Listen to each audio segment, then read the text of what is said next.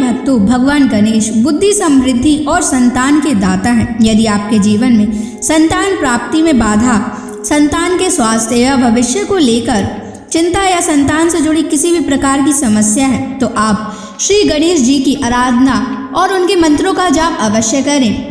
भगवान गणेश के मंत्रों का नियमित 108 बार जाप करने से आपके पुत्र पर बने हुए सारे संकट एक बार में ही खत्म हो जाएंगे और आपके पुत्र पर भगवान गणेश की असीम कृपा बनी रहेगी। इसलिए आज हम आपको भगवान गणेश का एक ऐसा चमत्कारी और प्रभावशाली मंत्र बताने जा रहे हैं, जिस मंत्र के नियमित 108 बार जाप करने से आपका पुत्र हमेशा खुश रहेगा और उसका स्वास्थ्य हमेशा अच्छा बना रहेगा।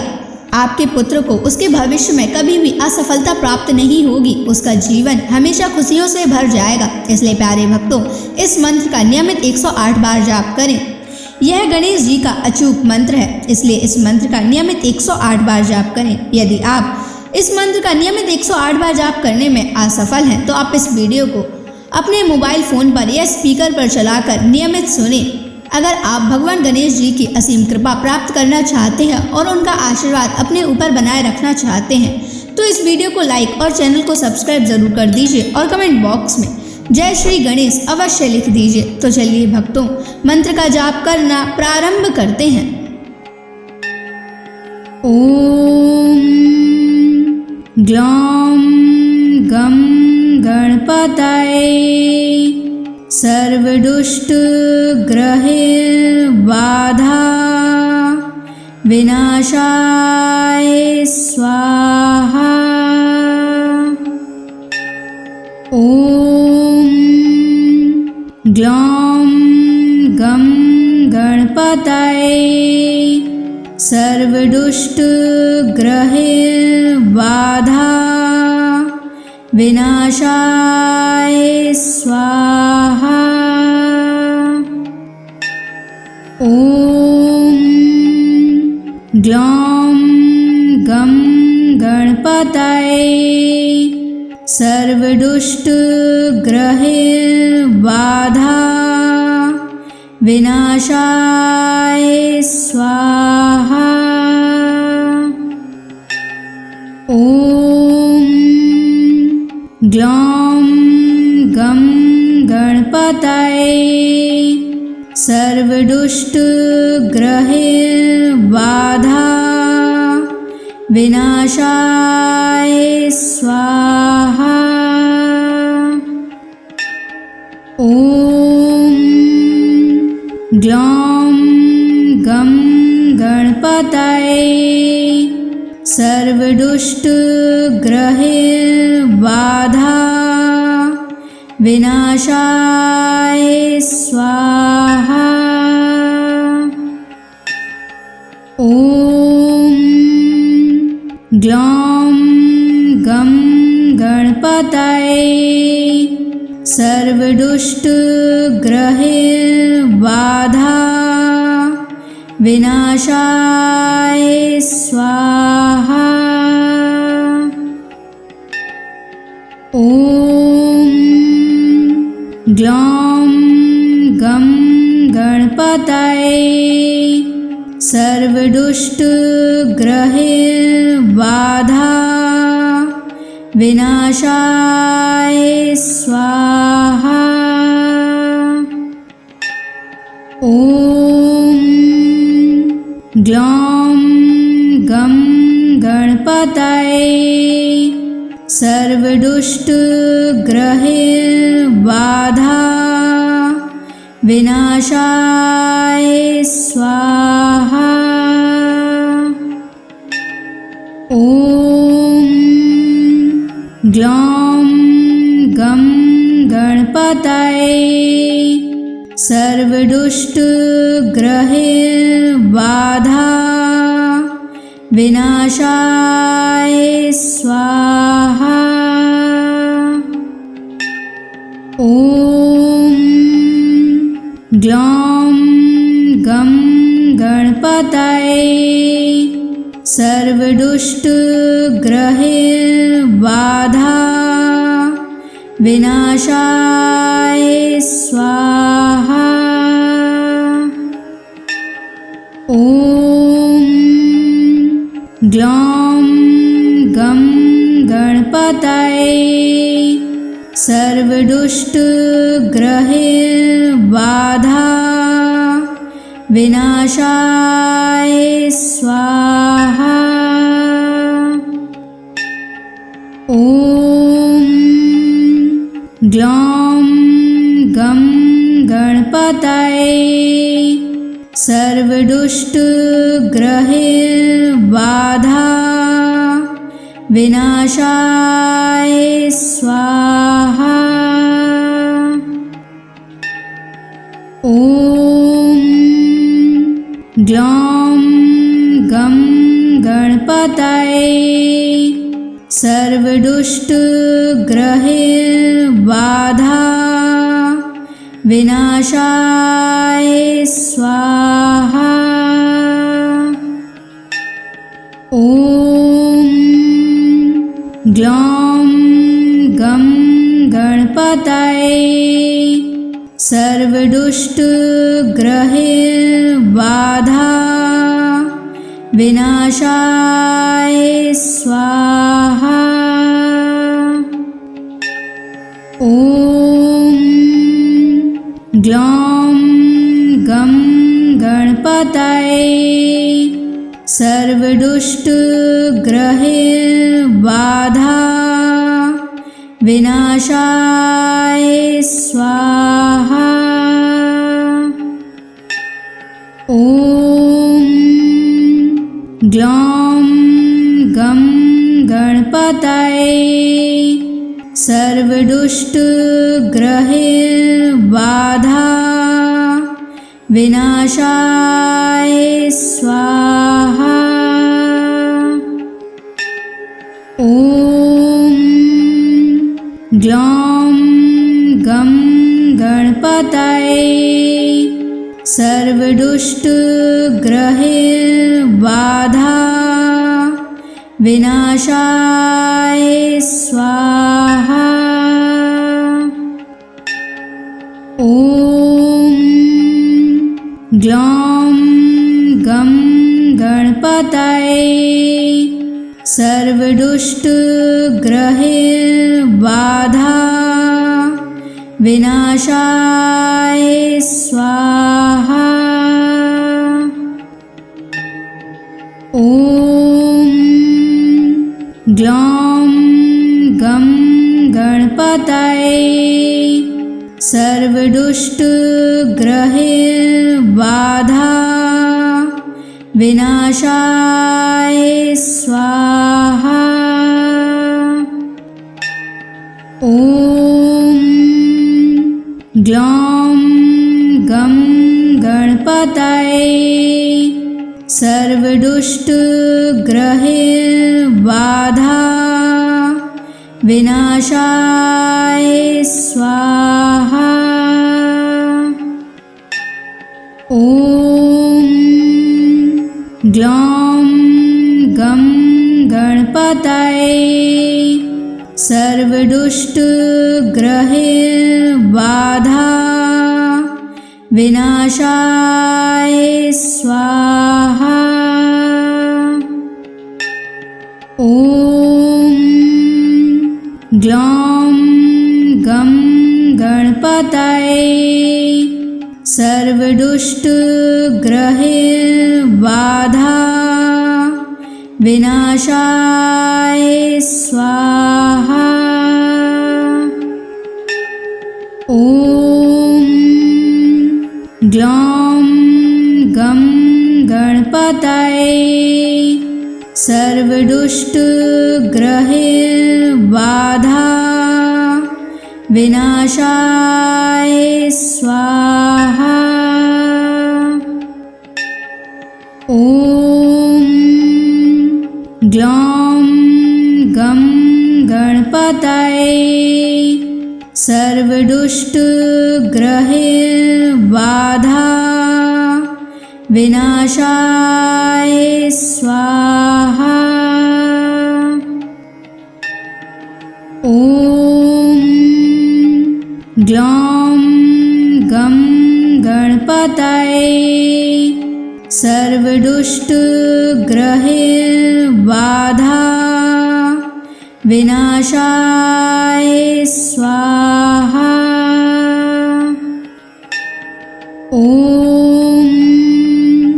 ग्लौं गं गणपतये सर्वदुष्टग्रहैर्बाधा विनाशाय स्वाहा। ॐ ग्लौं गं गणपतये सर्वदुष्टग्रहैर्बाधा विनाशाय स्वाहा। ॐ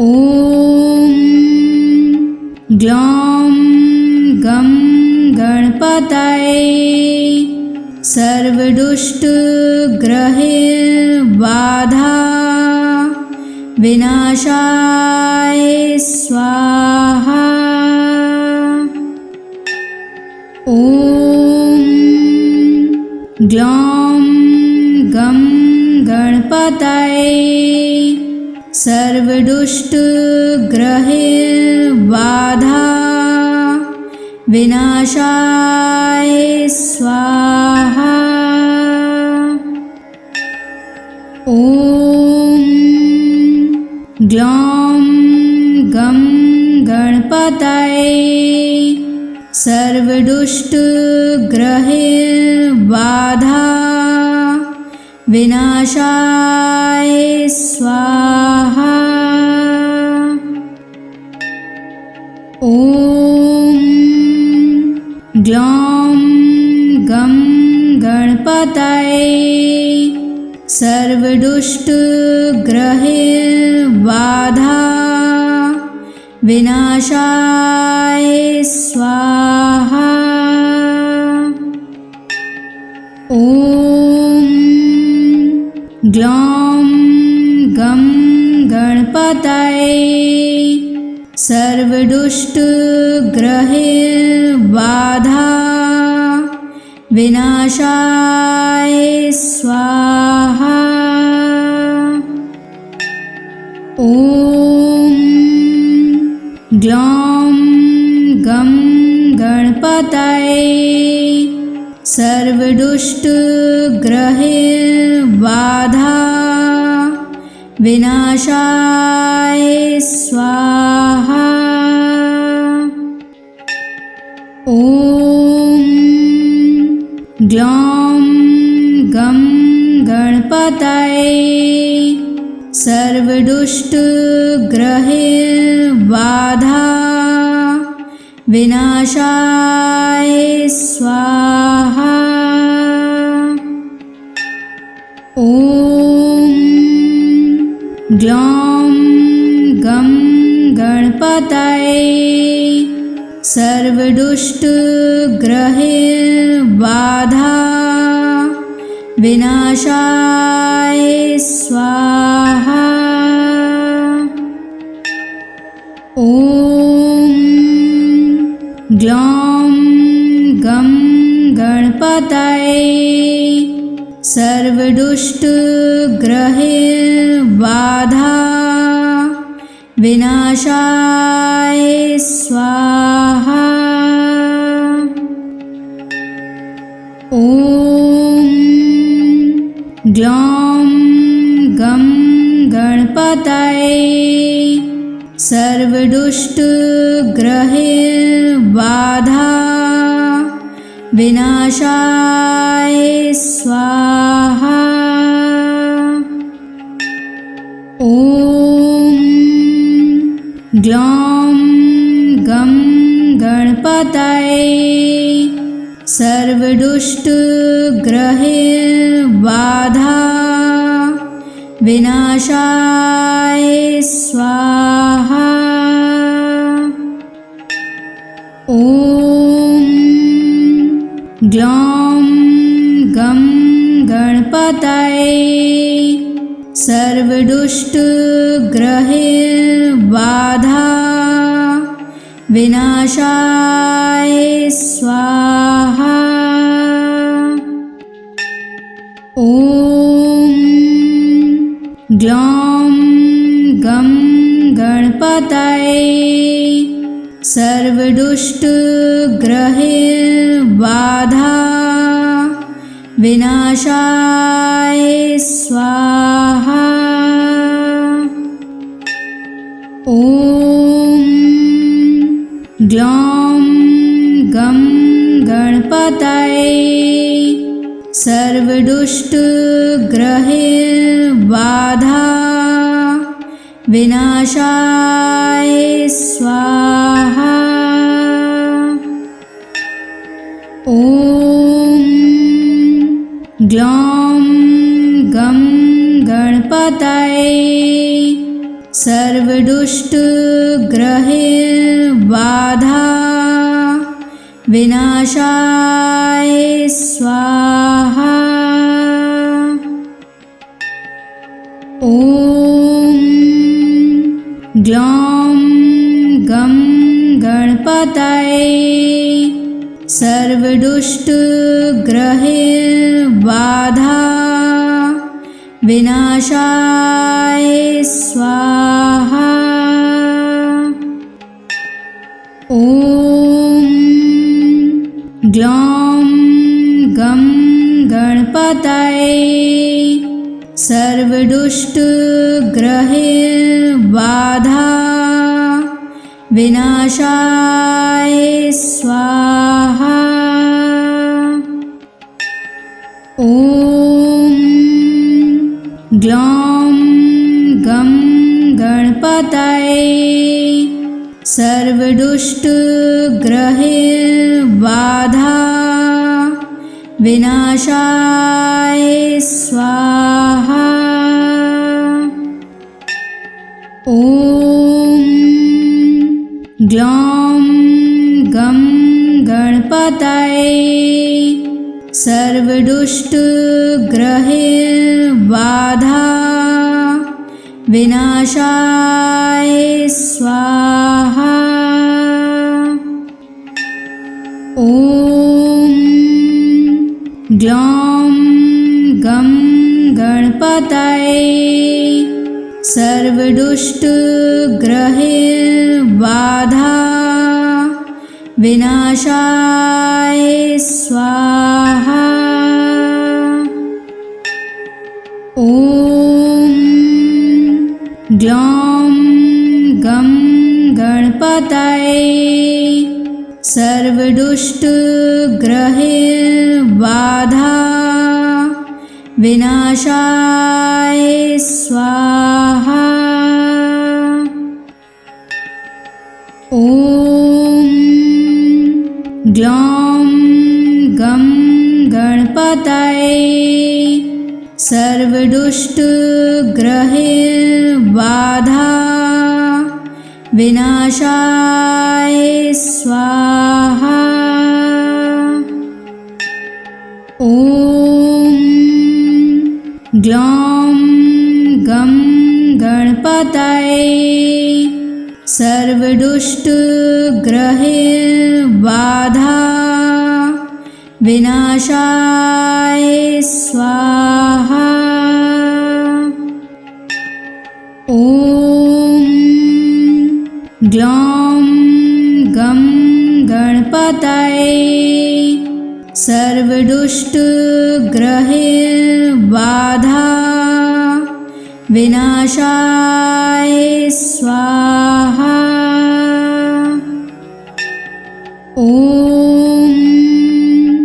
ग्लौं गं गणपतये सर्वदुष्टग्रहबाधा विनाशाय स्वाहा।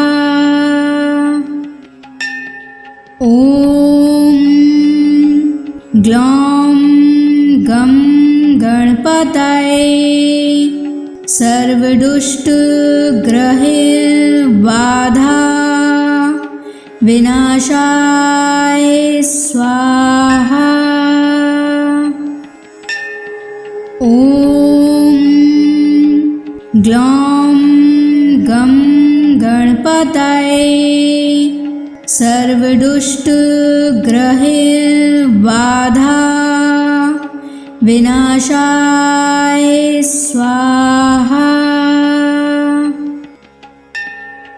ॐ ग्लौं गं गणपतये सर्वदुष्टग्रहबाधा विनाशाय स्वाहा।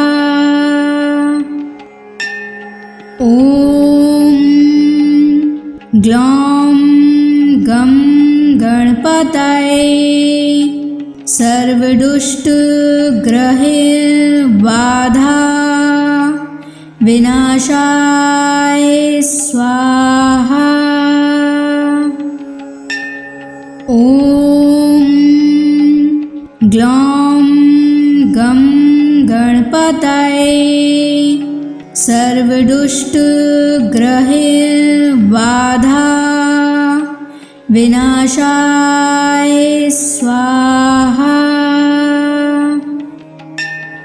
ॐ ग्लौं गं गणपतये सर्वदुष्टग्रहबाधा विनाशाय स्वाहा। ॐ ग्लौं गं गणपतये सर्वदुष्टग्रहबाधा विनाशाय स्वाहा। ॐ ग्लौं गं गणपतये सर्वदुष्टग्रहबाधा विनाशाय स्वाहा। ॐ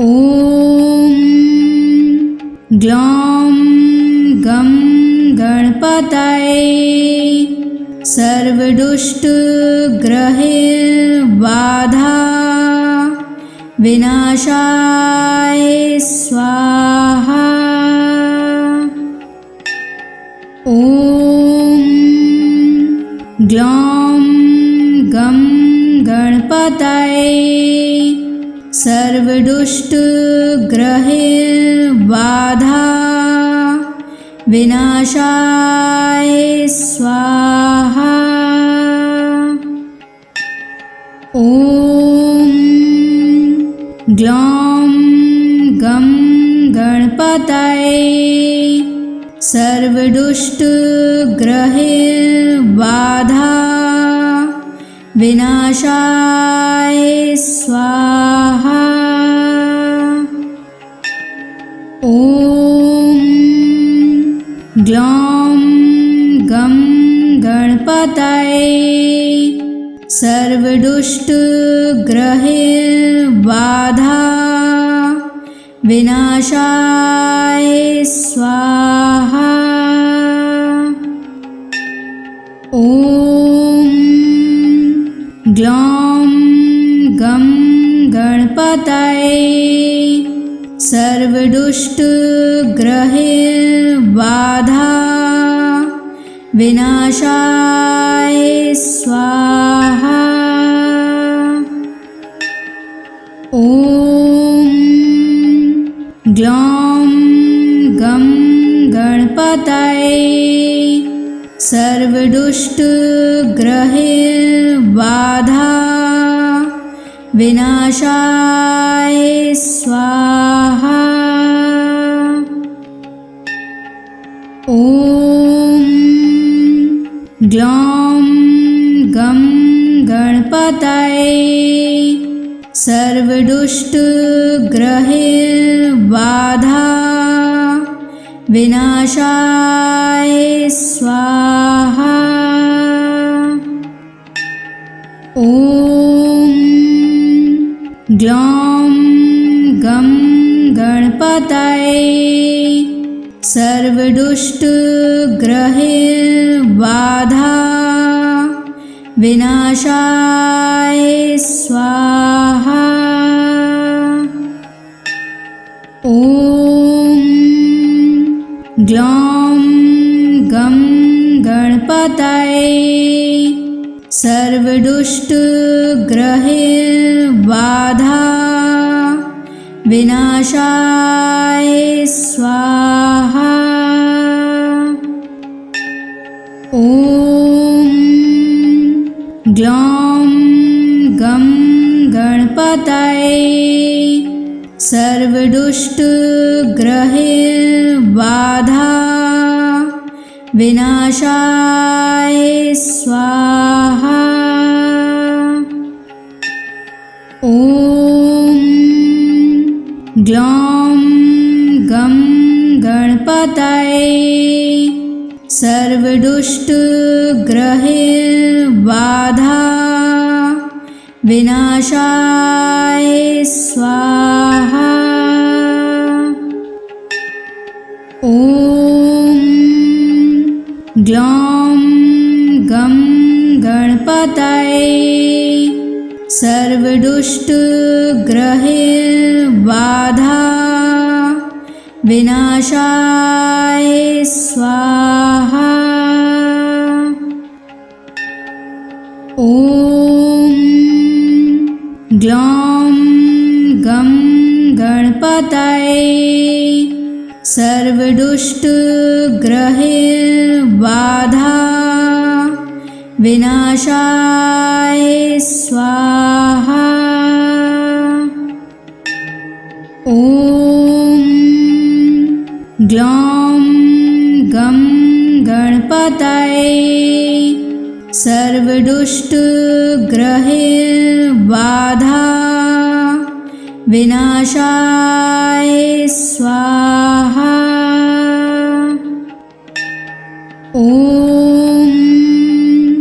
ग्लौं गं गणपतये सर्वदुष्टग्रहैर्बाधा विनाशाय स्वाहा। ॐ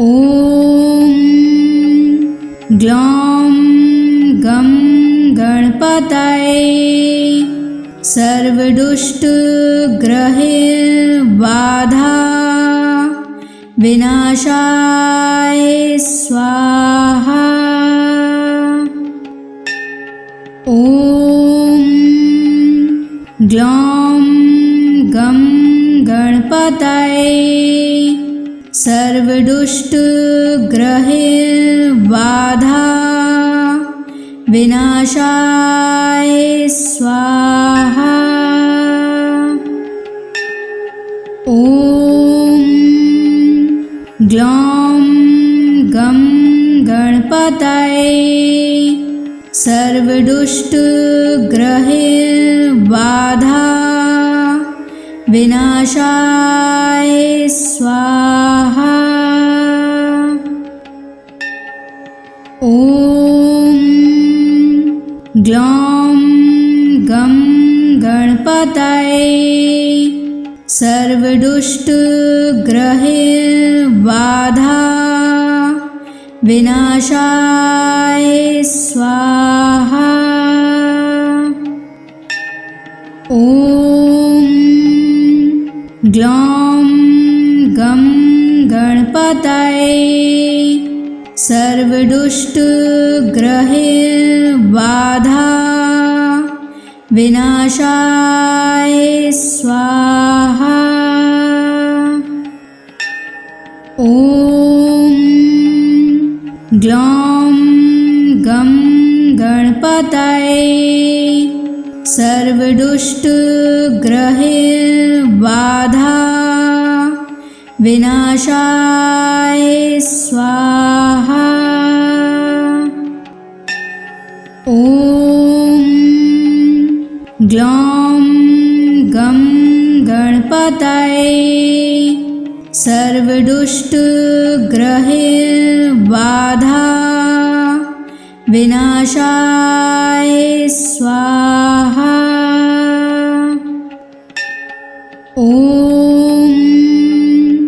ग्लौं गं गणपतये सर्वदुष्टग्रहबाधा विनाशाय स्वाहा।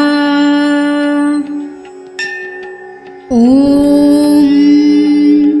ग्लौं गं गणपतये सर्वदुष्टग्रहबाधा विनाशाय स्वाहा।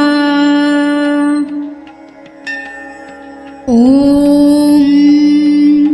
ग्लौं गं गणपतये सर्वदुष्टग्रहबाधा विनाशाय स्वाहा। ॐ ग्लौं गं गणपतये सर्वदुष्टग्रहबाधा विनाशाय स्वाहा। ॐ ग्लौं गं गणपतये सर्वदुष्टग्रहबाधा विनाशाय स्वाहा। ॐ ग्लौं गं गणपतये सर्वदुष्टग्रहबाधा विनाशाय स्वाहा। ॐ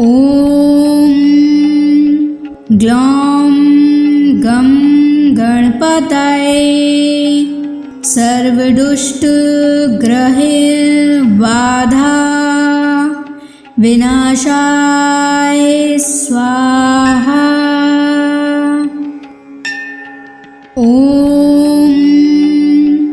ग्लौं गं गणपतये सर्वदुष्टग्रहबाधा विनाशाय स्वाहा। ॐ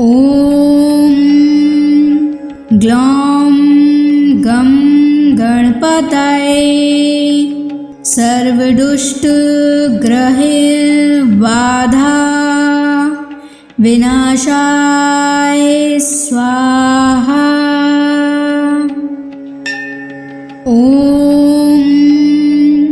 ग्लौं गं गणपतये सर्वदुष्टग्रहबाधा विनाशाय स्वाहा।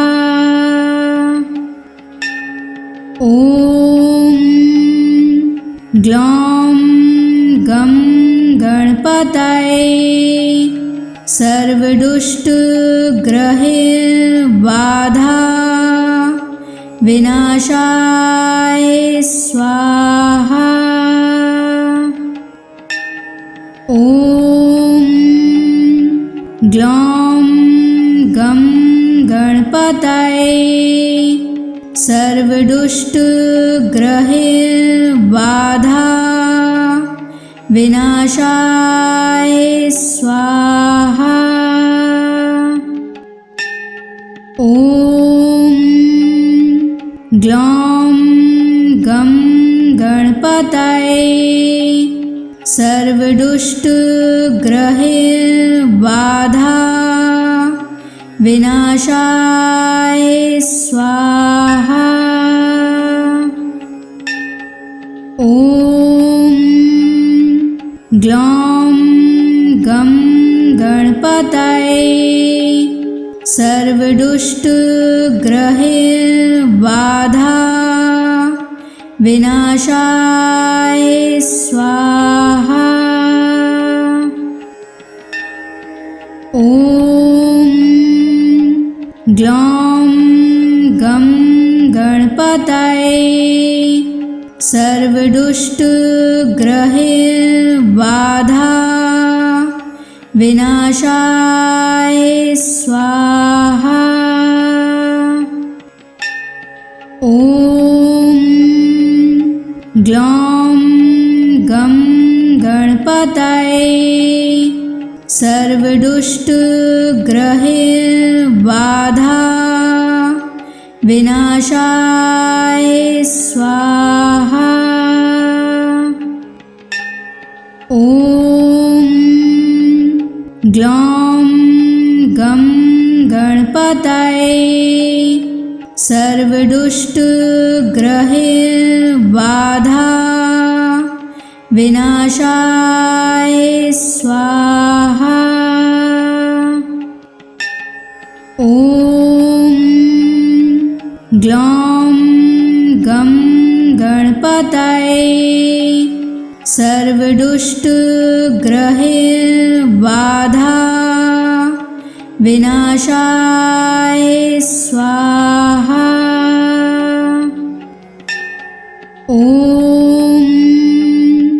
ग्लौं गं गणपतये सर्वदुष्टग्रहैर्बाधा विनाशाय स्वाहा। ॐ ग्लौं गं गणपतये सर्वदुष्टग्रहैर्बाधा विनाशाय स्वाहा। ॐ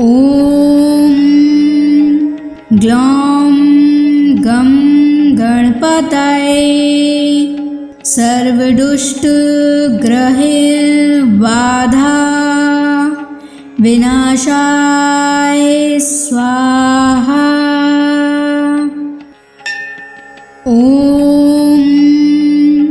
ग्लौं गं गणपतये सर्वदुष्टग्रहैर्बाधा विनाशाय स्वाहा। ॐ ग्लौं गं गणपतये सर्वदुष्टग्रहैर्बाधा विनाशाय स्वाहा। ॐ ग्लौं गं गणपतये सर्वदुष्टग्रहैर्बाधा विनाशाय स्वाहा। ॐ ग्लौं गं गणपतये सर्वदुष्टग्रहैर्बाधा विनाशाय स्वाहा। ॐ ग्लौं गं गणपतये सर्वदुष्टग्रहैर्बाधा विनाशाय स्वाहा। ॐ ग्लौं गं गणपतये सर्वदुष्टग्रहैर्बाधा विनाशाय स्वाहा। ॐ ग्लौं गं गणपतये सर्वदुष्टग्रहैर्बाधा विनाशाय स्वाहा। ॐ ग्लौं गं गणपतये सर्वदुष्टग्रहैर्बाधा विनाशाय स्वाहा।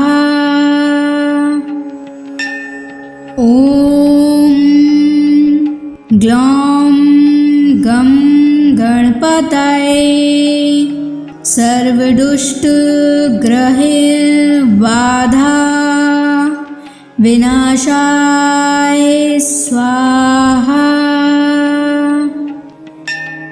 ॐ ग्लौं गं गणपतये सर्वदुष्टग्रहबाधा विनाशाय स्वाहा। ॐ ग्लौं गं गणपतये सर्वदुष्टग्रहबाधा विनाशाय स्वाहा। ॐ ग्लौं गं गणपतये सर्वदुष्टग्रहबाधा विनाशाय स्वाहा। ॐ ग्लौं गं गणपतये सर्वदुष्टग्रहबाधा विनाशाय स्वाहा। ॐ ग्लौं गं गणपतये सर्वदुष्टग्रहबाधा विनाशाय स्वाहा। ॐ ग्लौं गं गणपतये सर्वदुष्टग्रहबाधा विनाशाय स्वाहा। ॐ ग्लौं गं गणपतये सर्वदुष्टग्रहबाधा विनाशाय स्वाहा। ॐ ग्लौं गं गणपतये सर्वदुष्टग्रहबाधा विनाशाय स्वाहा। ॐ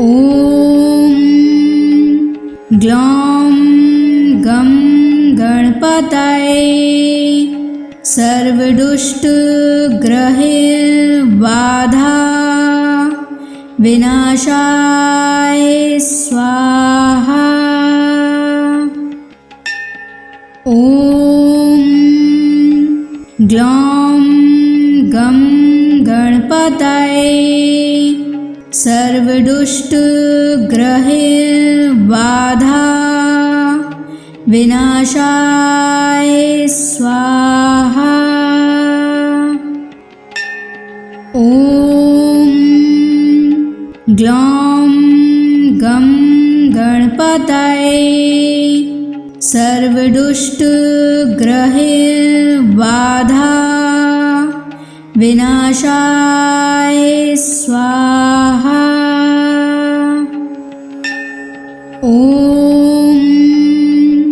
ग्लौं गं गणपतये सर्वदुष्टग्रहबाधा विनाशाय स्वाहा। ॐ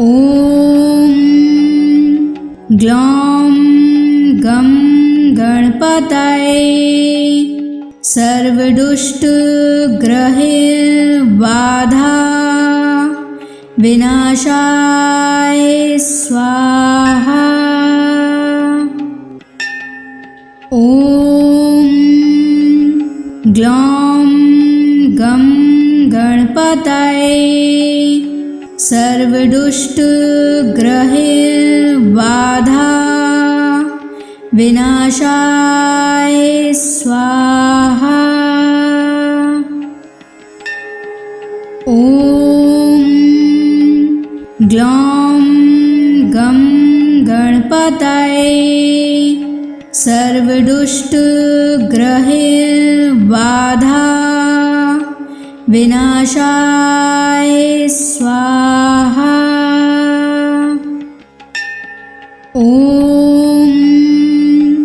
ग्लौं गं गणपतये सर्वदुष्टग्रहबाधा विनाशाय स्वाहा।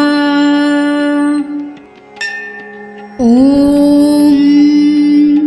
ग्लौं गं गणपतये सर्वदुष्टग्रहबाधा विनाशाय स्वाहा। ॐ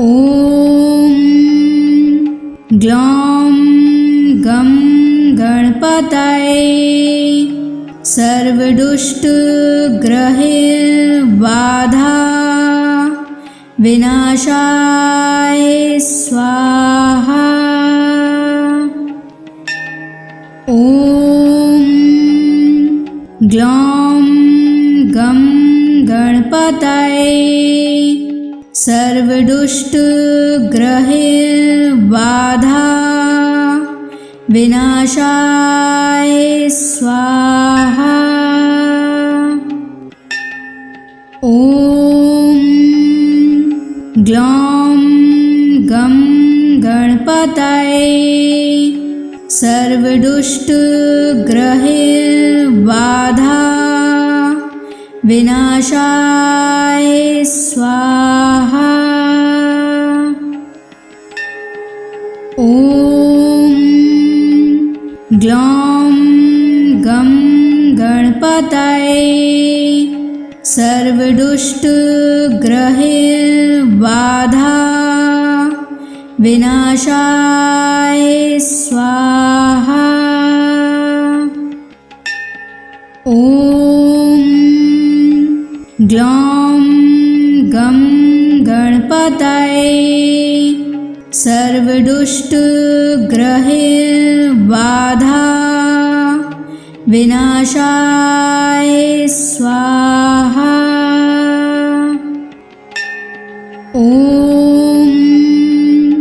ग्लौं गं गणपतये सर्वदुष्टग्रहबाधा विनाशाय स्वाहा। ॐ ग्लौं गं गणपतये सर्वदुष्टग्रहबाधा विनाशाय स्वाहा। ॐ ग्लौं गं गणपतये सर्वदुष्टग्रहबाधा विनाशाय स्वाहा। ॐ ग्लौं गं गणपतये सर्वदुष्टग्रहबाधा विनाशाय स्वाहा। ॐ ग्लौं गं गणपतये सर्वदुष्टग्रहबाधा विनाशाय स्वाहा। ॐ ग्लौं गं गणपतये सर्वदुष्टग्रहबाधा विनाशाय स्वाहा। ॐ ग्लौं गं गणपतये सर्वदुष्टग्रहबाधा विनाशाय स्वाहा। ॐ ग्लौं गं गणपतये सर्वदुष्टग्रहबाधा विनाशाय स्वाहा। ॐ ग्लौं गं गणपतये सर्वदुष्टग्रहबाधा विनाशाय स्वाहा। ॐ ग्लौं गं गणपतये सर्वदुष्टग्रहबाधा विनाशाय स्वाहा। ॐ ग्लौं गं गणपतये सर्वदुष्टग्रहबाधा विनाशाय स्वाहा। ॐ ग्लौं गं गणपतये सर्वदुष्टग्रहबाधा विनाशाय स्वाहा। ॐ ग्लौं गं गणपतये सर्वदुष्टग्रहबाधा विनाशाय स्वाहा। ॐ ग्लौं गं गणपतये सर्वदुष्टग्रहबाधा विनाशाय स्वाहा। ॐ ग्लौं गं गणपतये सर्वदुष्टग्रहबाधा विनाशाय स्वाहा। ॐ ग्लौं गं गणपतये सर्वदुष्टग्रहबाधा विनाशाय स्वाहा। ॐ ग्लौं गं गणपतये सर्वदुष्टग्रहबाधा विनाशाय स्वाहा। ॐ ग्लौं गं गणपतये सर्वदुष्टग्रहबाधा विनाशाय स्वाहा। ॐ ग्लौं गं गणपतये सर्वदुष्टग्रहबाधा विनाशाय स्वाहा। ॐ ग्लौं गं गणपतये सर्वदुष्टग्रहबाधा विनाशाय स्वाहा। ॐ ग्लौं गं गणपतये सर्वदुष्टग्रहबाधा विनाशाय स्वाहा। ॐ ग्लौं गं गणपतये सर्वदुष्टग्रहबाधा विनाशाय स्वाहा। ॐ ग्लौं गं गणपतये सर्वदुष्टग्रहबाधा विनाशाय स्वाहा। ॐ ग्लौं गं गणपतये सर्वदुष्टग्रहबाधा विनाशाय स्वाहा। ॐ ग्लौं गं गणपतये सर्वदुष्टग्रहबाधा विनाशाय स्वाहा। ॐ ग्लौं गं गणपतये सर्वदुष्टग्रहबाधा विनाशाय स्वाहा। ॐ ग्लौं गं गणपतये सर्वदुष्टग्रहबाधा विनाशाय स्वाहा। ॐ ग्लौं गं गणपतये सर्वदुष्टग्रहबाधा विनाशाय स्वाहा। ॐ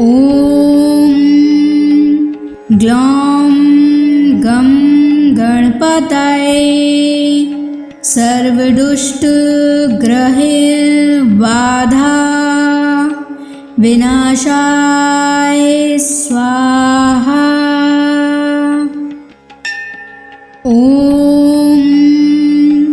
ग्लौं गं गणपतये सर्वदुष्टग्रहबाधा विनाशाय स्वाहा। ॐ ग्लौं गं गणपतये सर्वदुष्टग्रहबाधा विनाशाय स्वाहा। ॐ ग्लौं गं गणपतये सर्वदुष्टग्रहबाधा विनाशाय स्वाहा। ॐ ग्लौं गं गणपतये सर्वदुष्टग्रहबाधा विनाशाय स्वाहा। ॐ ग्लौं गं गणपतये सर्वदुष्टग्रहबाधा विनाशाय स्वाहा।